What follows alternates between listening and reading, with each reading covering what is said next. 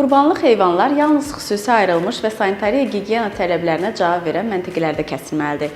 Küçə, yol kənarı, məhəllə araları kimi antisanitar yerlərdə aparılan kəsim xəstəliklərin yayılmasına səbəb ola bilər. Unutmayaq ki, kəsim yalnız heyvanın deyil, həm də ətraf mühitin, insan sağlamlığının qorunmasına yönəlməlidir. Kəsim məntəqələrində fasiləsiz su təminatı olmalı, qəssablar xüsusi geyimdə və tibbi yoxlamadan keçmiş vəziyyətdə fəaliyyət göstərməlidir.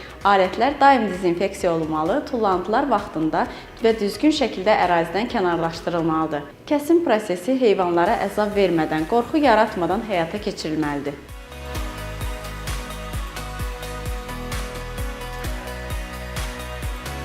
Ət məhsullarının satışını həyata keçirən məkanlar sanitar və baytarlıq tələblərinə cavab verməlidir. Cəmdəklərin saxlandığı yerlər soyuducu avadanlıqlarla təchiz edilməli, soyuq zəncir prinsipi qorunmalıdır. Diri heyvanların satışına bu nöqtələrdə yol verilməməlidir.